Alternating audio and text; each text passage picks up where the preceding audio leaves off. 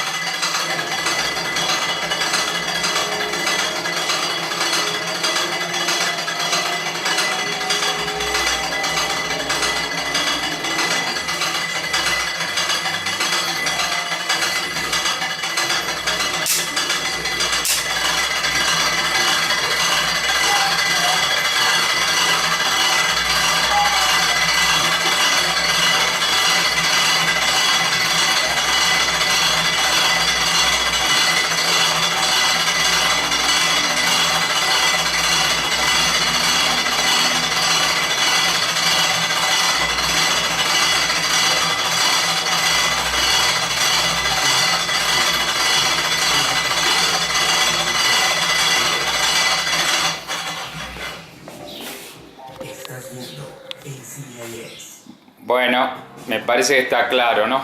Hasta luego.